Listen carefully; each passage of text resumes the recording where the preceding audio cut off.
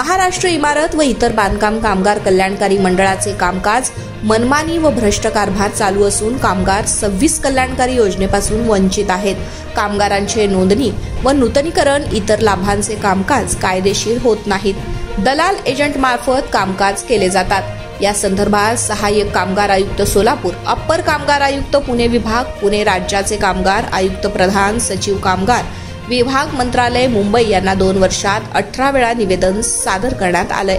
सरकारनं नोंद घेतली नाही। सन 2022-23, 2023-24, 2024-25 या कालावधीमध्ये सोलापूर कार्यालयात दाखल झालेले कामगारांचे नोंदणी नूतनीकरण व लाभाचे प्रस्ताव प्रलंबित आहेत। वरिष्ठांनी लक्ष घालून कार्यवाही केलेली नाही। राज्याचे कामगार मंत्री सुरेश खाडे यांना देखील निवेदन सादर करून ही बाब निदर्शनास आणून देण्यात आली होती। त्यांनी चौकशी करून कार्यवाही करण्याचं आश्वासन महासंघाला दिले होते। 1 वर्षापेक्षा जास्त कालावधी होऊन देखील कार्यवाही झाली नाही। या संदर्भात जिल्हाधिकारी सोलापूर श्रीकुमार आशीर्वाद यांना दिनांक 30/4/2024 व दिनांक 13/6/2024 रोजी निवेदन सादर करून त्याच्या प्रती प्रशासनाला पाठवण्यात आल्या होत्या।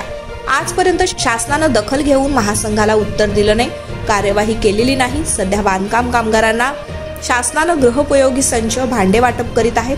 त्यासाठी कामगारांनी पहिले अर्ज सादर करावे। दुसऱ्यांदा टोकन देण्यात येतं, तिसऱ्यांदा गृहोपयोगी संच भांडे देण्यात येते। यासाठी कामगारांना ग्रामीण भागातून शहरातून 3 वेळा कामाचं खाडे करून पगार बुडवून आर्थिक त्रास सोसून हे साहित्य पदरात पाडून घ्यावे लागते। शासन धोरणाप्रमाणे साहित्याचा अर्ज स्वीकारल्यानंतर त्वरित साहित्याचं वाटप केले जाते। ही पद्धत बंद केली आहे।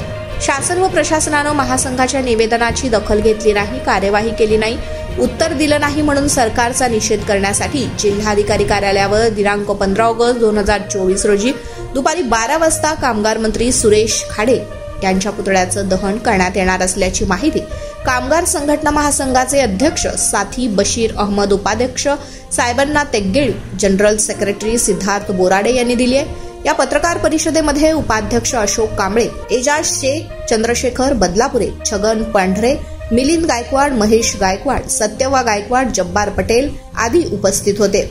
इमारत व इतर बांधकाम कामगार कल्याणकारी मंडळाअंतर्गत जे 26 योजनेचा लाभ दिला जातो त्यात कोट्यावधी रकमेचा भ्रष्टाचार झालेला आहे।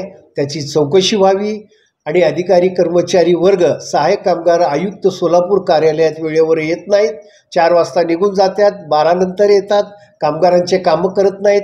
3 वर्षापासून कामगारांचे त्या ठिकाणी लाभाचे प्रकरणं प्रलंबित आहेत। त्यावर निर्णय लवकरात लवकर घ्यावं आणि या संदर्भात 2 वर्षात 18 निवेदन सादर केलेलं आहे आणि 18 निवेदनाची सरकारने कलेक्टरने नोंद घेतलेली नाही, दखल घेतलेली नाही। आज देखील आम्ही कलेक्टरना निवेदन सादर केलेलं आहे। म्हणून हे सरकार कामगार विरोधी आहे, अडाणी अंबानीची सरकार आहे। राज्य सरकारचा पुतळा दहन करण्यासाठी, निषेध करण्यासाठी 16 कामगार संघटनाची महासंघ असलेले या कामगार संघटना महासंघाच्या वतीने जिल्हा परिषद हेतून 11:30 वाजता 15 ऑगस्ट 2024ला जिल्हाधिकारी कार्यालयावर मोर्चा आयोजित केलेला आहे।